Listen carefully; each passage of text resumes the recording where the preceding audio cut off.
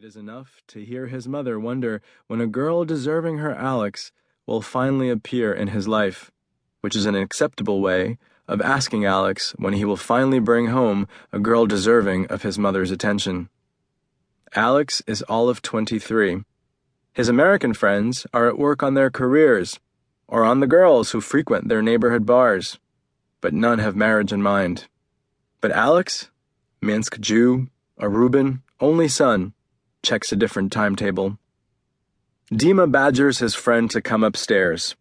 His friend says that if he joins Dima, Dima will take forever. But if he remains downstairs, Dima will feel guilty for staying upstairs too long. But if you stay downstairs, I might get distracted by my girlfriend and stay even longer, Dima says, emptying another vial of despair into Alex's heart. Dima's girlfriend, Maya, is hosting some kind of dinner. She cooks, that's her thing. She's always at the stove, dipping and measuring. And so she'll be busy in any case. It's freezing out here, come on. As Alex walks with Dima into the vestibule of the building, the lead pulley briefly lets go because how can Dima abscond to a hockey game if Maya is in the middle of preparing a dinner? Is Dima not expected at dinner? Is Alex to take this as a sign of intimacy? Dima and Maya are so flawlessly united that they hardly have to perform kindnesses for each other? Or of subdermal friction? Alex notices himself wishing for the latter, despite never having met Maya.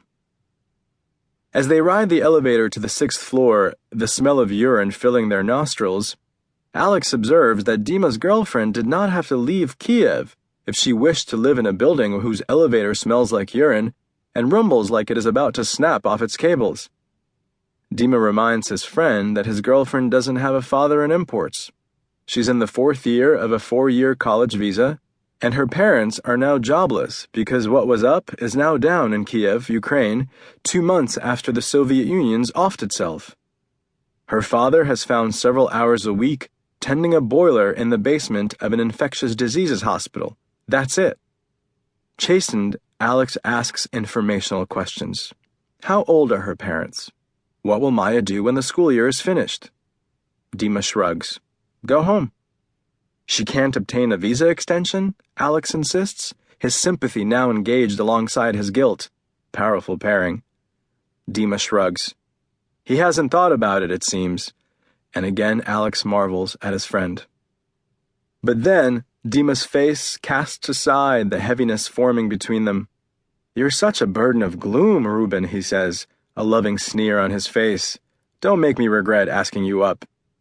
And as the elevator completes its ride to the 6th floor, its bell emitting a tired, old-fashioned peal, Alex thinks that this is why he keeps close to Dima, even if Dima doesn't know it, and even if there are things about Dima that set Alex on edge.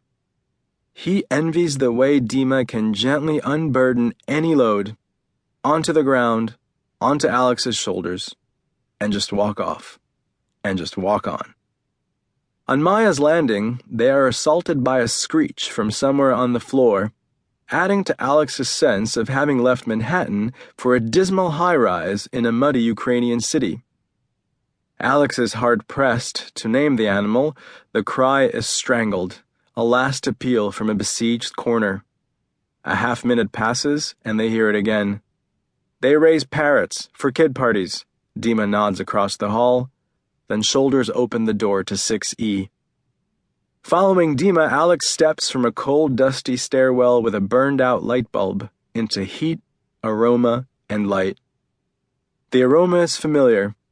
Alex's Belarus and Maya's Ukraine cook the same things, only call them by different names. Alex makes out onions, garlic, vegetable oil. He even sees a cloud of steam roll out of the kitchen doorway, as if belched by a dragon. He thinks uncomfortably of the parrot once more, and as if on cue, another shriek, drawn out, lordly, reaches them from the hallway. Even though the hallway is lit up, the kitchen is dark, and from its doorway Alex can make out only the silhouette of the girl at the sink, her ear jamming the crescent of a telephone. She wears black gym shorts and a man's A-shirt, Alex jealously wondering, is it Dima's? and only one of her feet is solid with the floor. To keep listening to this audiobook, I've left you a link in the description so you can do it at no cost thanks to Audible's 30-day free trial.